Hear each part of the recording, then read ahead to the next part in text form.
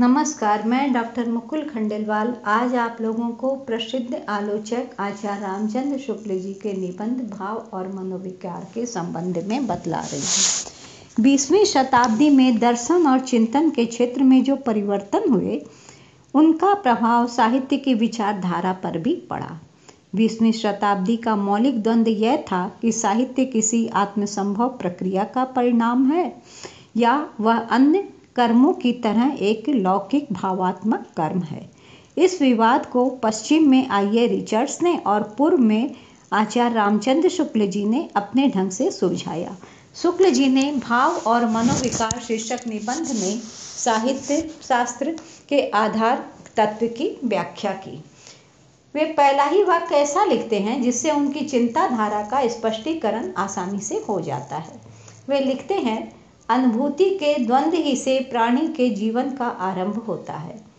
अपनी इसी स्थापना अथवा प्रतिज्ञा की व्याख्या करते हुए वे लिखते हैं, ये अनुभूतियाँ बिल्कुल सामान्य रूप में रहती हैं, विशेष विशेष विषयों की ओर और विशेष विशेष रूपों में ज्ञानपूर्वक उन्मुख नहीं होती।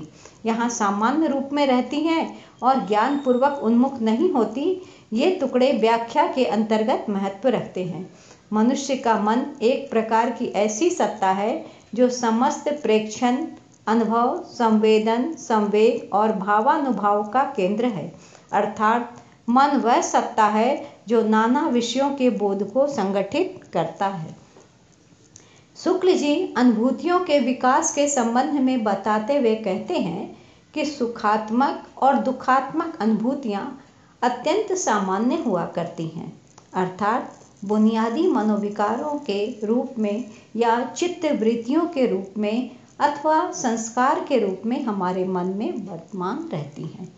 विशेष विषयों से उनका संबंध विशेष आवेगों को जन्म देता है और ये आवेग विशेष परिस्थितियों में भावों का रूप ले लेते हैं। यानी सुखात्मक अनुभूतियों के भी अनेक विभाग हो जाते हैं और दुखात्मक अनुभूतियों के भी अनेक विभाग हो जाते हैं। जैसे क्रोध, लज्जा, ग्लानि, घृणा, ईर्ष्या प्रतिकूल संवेदन पैदा करते हैं और दुखात्मक वर्ग के भाव उत्साह, श्रद्धा, भक्ति, प्रीति और लोभ सुखात्मक वर्ग की भावना है। इनमें भी प्रेम एक जटिल भावकोश है, क्योंकि यह संयोग की स्थिति में जहाँ सुखात्मक है, वहीं वियोग की स्थिति में दुखात्मक है। कुछ आज के मनोवैज्ञानिक संवेदन की सत्ता को किसी आधारभूत के रूप में स्वीकार नहीं करते। यूँ तो अन्य प्राणियों में भी संवेदना के आवेग के तत्व पाए जाते हैं, किंतु भाव सत्ता का विकास केवल मनुष्य के मन का है। इसीलिए प्राणी जगत में मनुष्य की सत्ता विशिष्ट है। उसका कर्म, भोग, ज्ञान जीवन में आकर समुच्चय बन जाता है और इसी से उसकी स्वलक्षणशीलता का विकास होता है। शुक्ल जी भावों की परिभाषा देते हुए लिखते हैं, भाव विशिष्ट अनुभूति है।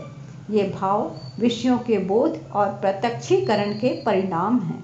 ये भाव विषय और योग के अनुसार संगठित होते हैं और इस प्रकार भाव जगत का संपूर्ण संगठन होता है। विषय और विषय के संबंध भेद से सुख, दुख, प्रेम, हास्य, घृणा, आश्चर्य आदि जटिल मनोविकारों की उत्पत्ति होती है। यही जटिल मनोविकारों में बदल जाते हैं। शुक्ल जी इन भावों अथवा भाव संबंधों में साहित्य के विभावन का मौलिक संबंध मानते हैं। अर्थात साहित्य का मनुष्य के भाव बोध से अभिन्न भाव संबंध है।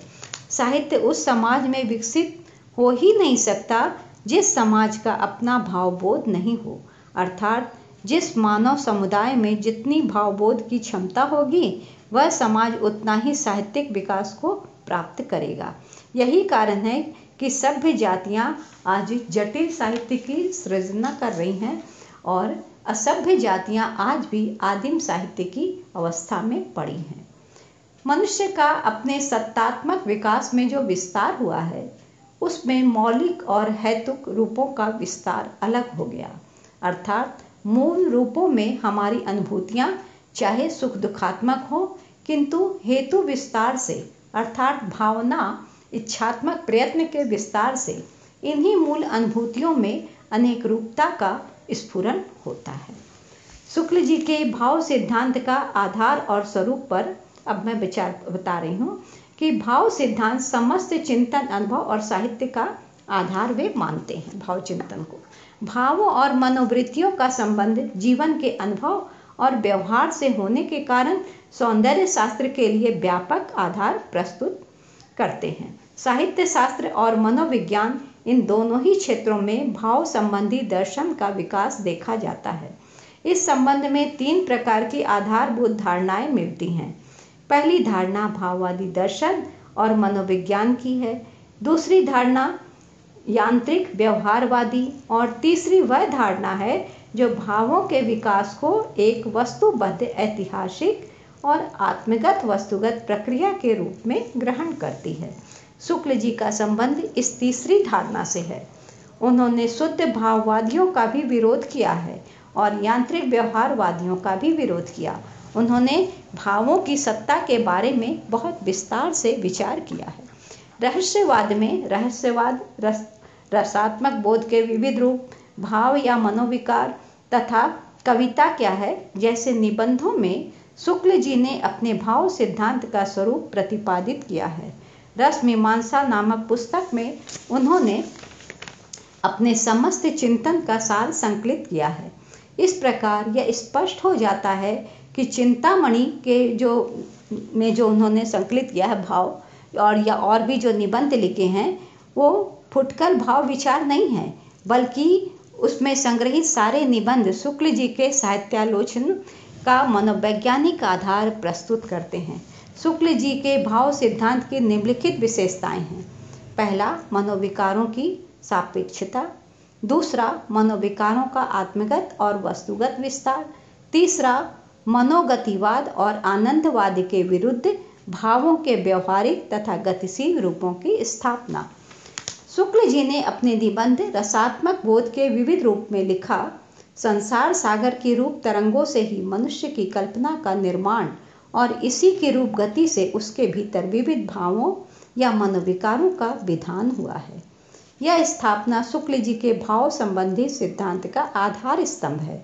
शुक्ल जी इस स्थापना के द्वारा यह सिद्ध करते हैं कि मनुष्य के भावों का विधान संसार की रूप गति से हुआ है।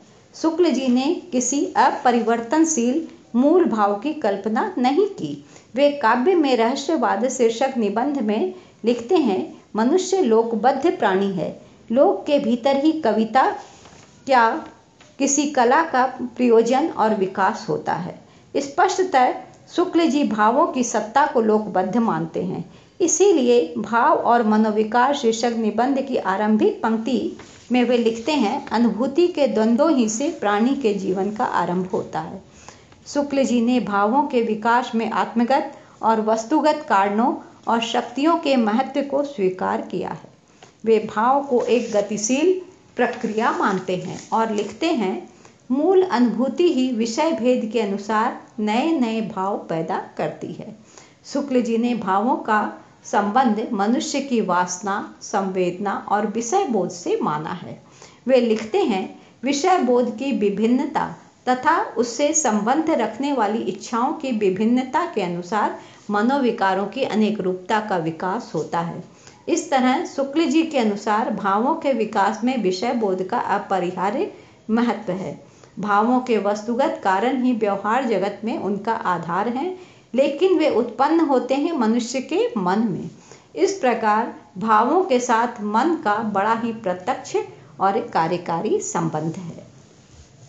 हिंदी और संस्कृत के कुछ काव्य शास्त्री भावों की आत्मसत्ता का निरूपण कर रहे थे।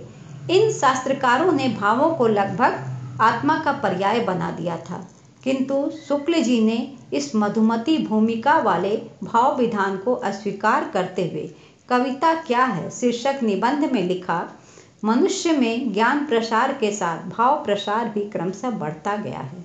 अकस्मात मनुष्य इस भाव प्रसार के साथ ही पैदा नहीं हुआ।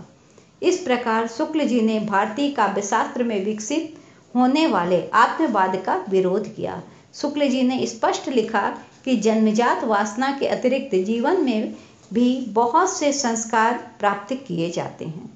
मनुष्य की भावन शक्ति का विस्तार दिखाते हुए शुक्ल जी ने यह माना कि वासना, संवेदना और रसग्राहिका शक्ति के विकास की एक लंबी प्रक्रिया है।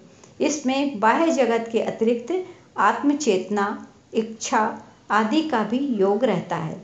इस प्रकार उन्होंने भावों की वस्तुगत सत्ता स्वीकार की और फिर वे कविता को एक बाह्य वस्तुगत व्यापार कहा उन्होंने। ये तमाम विवेचन देखने मात्र से और माने विवेचन कर जब हम करते हैं तो हम पाते हैं कि शुक्ल जी की भूमिका का संकेत मात्र है, उनकी समस्त चिंतन पद्धति का आकलन नहीं है।